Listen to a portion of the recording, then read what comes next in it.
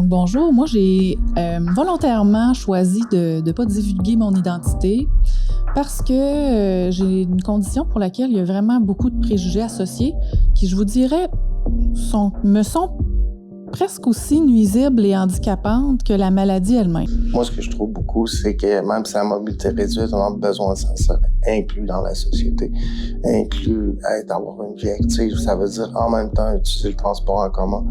Oui, ben moi c'est sûr que ça m'apporte beaucoup de choses, là, le basket en fauteuil, ça me permet de faire du sport, me dépasser, faire des compétitions, vivre vraiment, les Bulldogs, on est vraiment dans une ligue, donc on a vraiment l'esprit de compétition, puis on veut gagner nos matchs.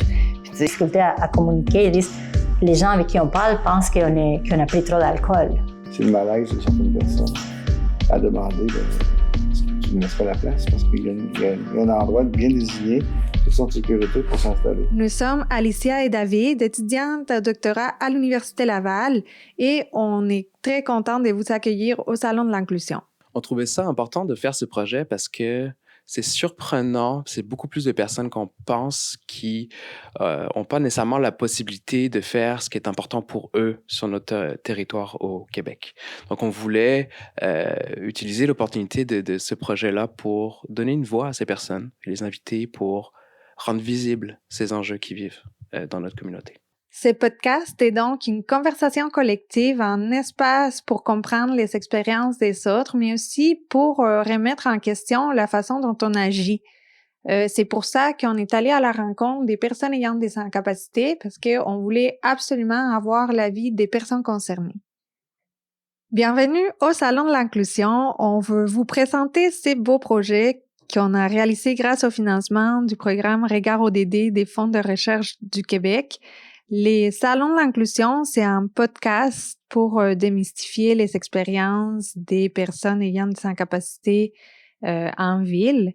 Il ne faut pas non plus oublier qu'il ne s'agit pas uniquement des personnes qui vivent des situations de handicap. Une société inclusive, c'est une société où tout le monde, peu importe ses caractéristiques, y gagne. Et c'est donc ensemble que nous devons co-construire cette réalité. Merci et bienvenue au Salon de l'inclusion. Plus long, ça prend plus de temps, c'est plus compliqué, c'est ça, juste on fait partie de la société, puis...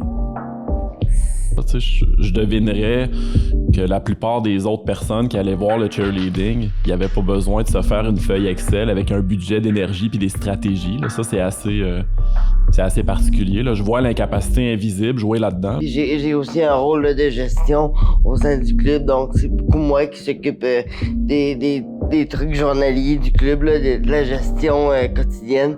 Donc ça m'occupe beaucoup aussi, puis j'aime ça faire ça. Dans le fond, il y a vraiment un gros manque de connaissances des employés sur l'accessibilité de leur propre lieu. Ça, c'est tellement une chose qu'on voit souvent, on va appeler dans les restaurants, demander si la toilette est adaptée. Souvent, ils ne savent pas quoi nous répondre. Par contre, il y a aussi d'autres freins qu'on n'a pas parlé. On dit des fois la communication est difficile. Trouver l'activité, c'est un peu plus complexe, mais il y a aussi l'accessibilité physique.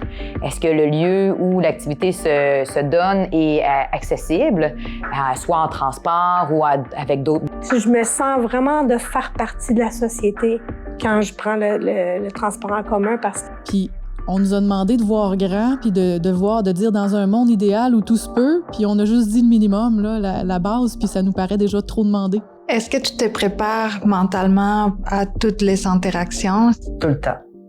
À tout instant, à tout moment, dans toutes les sphères de ma vie.